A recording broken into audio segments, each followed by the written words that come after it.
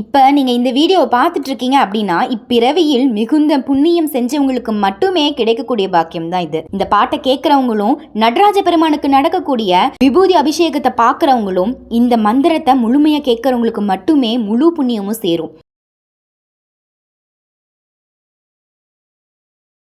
दयाकर सभापते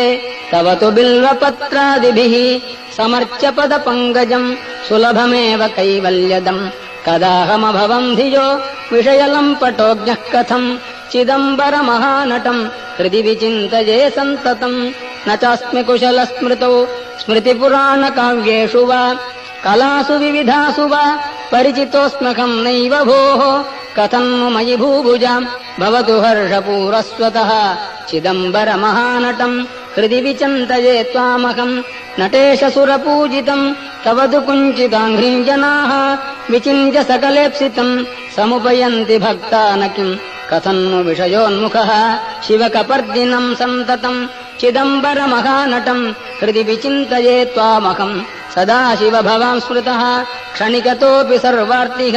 विना समयदेशकालः भाग्यहीनस्त्वयम् त्वदीय परिचिन्तन रहित नष्टजन्मा सदा चिदम्बरमहानटम् हृदि विचिन्तये त्वामहम् त्वमेव जनको मम त्वमसि मे प्रसूरुन्मनाः त्वमेव सुहृदुत्तमः त्वमसि सूनुरादादयः भवन्तमगजाधिप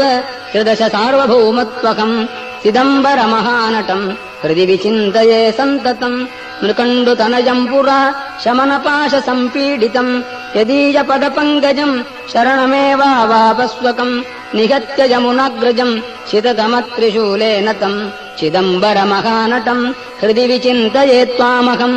उमासखचिदात्मकम् तव तु दिव्यरूपम् विभो हृदन्तरनिविष्टमहमपारयन्वीक्षितुम् मुदैव विचरन् बहिर्यपनयम् सकालम् कदा चिदम्बरमहानटम् हृदि विचिन्तये त्वामहम् विमृश्य मयि किल्बिषान् अवधुनोत्ययम् नार्हति प्रकाममतिदुष्टधीः मम पदाब्जयोः संश्रयम् इति क्षिपसि चेत् प्रभो कमुपयामि भीतस्त्वतः चिदम्बरमहानटम् हृदि विचिन्तये त्वामहम्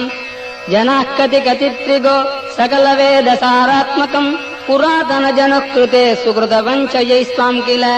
समर्च्य कृतिनो न किम् दुरितकृत्कथम् त्वामहम् चिदम्बरमहानटम् हृदि विचिन्तये त्वामहम् पतञ्जलितपः फलम् मुनिजनौघजीवातुकम् प्रपन्नजनकल्पकम् विधिहृदब्जसंवासिनम् सुपूजितमहर्निशम् श्रुतिपथैकनिष्ठैर्द्विजैः चिदम्बरमहानटम् हृदि विचिन्तये त्वामकम् डमरुकमृगरोचेष्केशरोचिष्णुपाणिः दरहसितविरजन् मञ्जुळास्याम्बुजश्रीः दयाकर सभापते तव तु बिल्वपत्रादिभिः समर्च्य पदपङ्कजम् सुलभमेव कैवल्यदम् कदाहमभवम् धियो विषयलम्पटोऽज्ञः कथम् चिदम्बरमहानटम् हृदि विचिन्तये सन्ततम्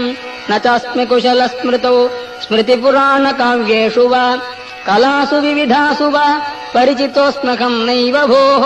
कथन्नु मयि भूभुजाम् भवतु हर्षपूरस्वतः